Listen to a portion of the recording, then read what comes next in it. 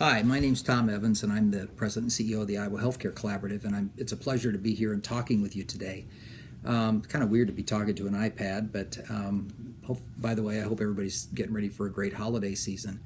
I was asked by my staff to kind of make some comments about where things are with regard to healthcare reform in our state and the state innovation model. And I think it's important for us to recognize that, and I think everybody recognizes that we're in a period of healthcare reform. The interesting thing is, the question is, how do we make that sustainable? And I think it's important for people to recognize that,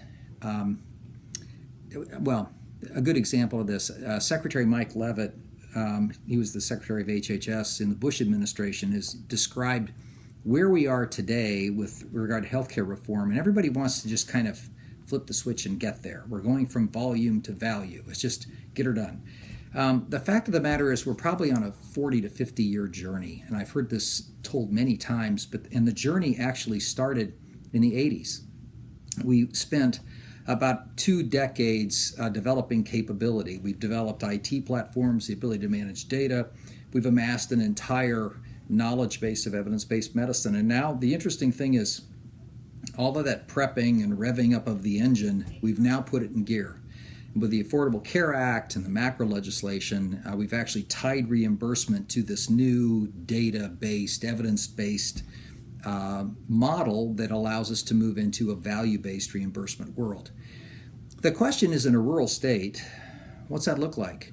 Or more importantly, in a state that's already got a relatively smaller population than pretty urbanly populated states. We're rural, but also we're relatively high value. We have pretty good bang for the buck. Well, as we move to a value-based reimbursement system, what does that do to us? How do we survive in that kind of a system? What is sustainable healthcare transformation? And that's really the question of the day. What is sustainable healthcare transformation? Or better yet, how do we make the healthcare transformation that everyone on this video, or everybody who's watching this, is actually, we're working to execute healthcare transformation. How do we do it in a way that's going to keep people in place? So I think it's important to recognize 2 other things. In the volume-based healthcare system, the old way, the way we do it and the way we pay for it today, there are really 2 big players. There's the provider community and the payer community. The payers are the insurance companies, and the providers are the ones who deliver the care. The interesting thing is, we deliver the care to the patients and the payers pay us, and there's been a tension between the 2 in the volume-based healthcare system. If we're about reducing the cost or bending the cost curve, the payers really can only throttle what we do, and it's really kind of put us in an adversarial relationship. I think it's important to recognize that in the value-based healthcare system, there's room for both, and there's actually a dependence between the 2. The provider community now needs to go out and reinvent how we deliver care. What do we do, and how do we do it better? How do we do it cheaper? How do we do it more effectively? How do we eliminate unintended consequences of care? How do we enhance the care coordination so that we're maximizing population health? Those are all questions that the provider community has to go out and figure out how to do. And the payer community has to figure out how to create sustainability for that world. So how do they keep us doing what needs to happen? So I guess I would build the case that as we move from the volume to the value-based world, we need to figure out how we actually work together going forward. Where we are, I think everybody knows the Iowa Healthcare Collaborative is about driving provider-led transformation. We're about equipping the providers who have to change and have to be sustainable in their communities. We equip them to do that. And we also have been working to kind of lead some of this discussion on healthcare transformation in our state. The SIM project now enters. And the SIM project, what is it? Again, this is a grant program through the Innovation Center of CMS. It's some dollars that are available to the state of Iowa to work to advance our unique environment toward value-based care, towards sustainable healthcare transformation. So the key thing to remember here is what we're all working toward is a sustainable healthcare transformation model. And the SIM program, it's not about the SIM program. The SIM program is about executing Iowa-based strategies to try to construct sustainable healthcare transformation. You know, the question isn't really, can we do healthcare transformation? The question is really, what is sustainable. So I'd leave you with just a couple of points. We had a meeting with the governor's office, and several healthcare leaders came together in the last week or so, and we've been pondering the question, what is sustainable healthcare transformation? And we've ended up with whatever it looks like in Iowa at the end of the day. There are 4 components that have to be recognized. Number 1, it has to be adaptable. Continuous performance improvement needs to be embedded into the way we deliver care. And as we move from just taking care of broken people to keeping people from getting broken, we're going to learn. We're going to do more and more as we go forward. So the new system has to be adaptable. It also has to be kind of a bridge from where we were to where we're going. So the system definitely has to be adaptable. Number 2, it has to be accessible. And in a rural state like ours, where we've spread the healthcare community just as thinly across the state as we possibly can to maximize efficiency, we have to be careful that as we squeeze the cost out of the system and we have some folks getting paid and not getting paid as much, that we don't just put people out of business. I mean, there will be contraction of the healthcare system as we learn to do different things, but we have to be careful that we continue to provide access to the citizens of our state. We need to make sure that we can, because if we don't, we just build disease at some later point. So adaptable, accessible, population-based.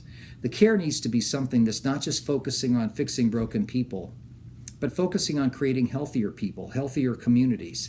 And as we do that, we'll have fewer broken people to fix at some point.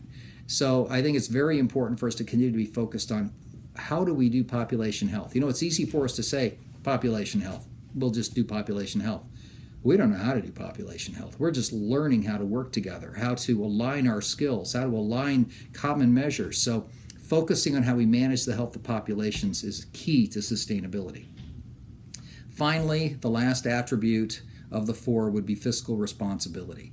The fact of the matter is we don't have unlimited resources. That's why we are where we are nationally right now with healthcare reform.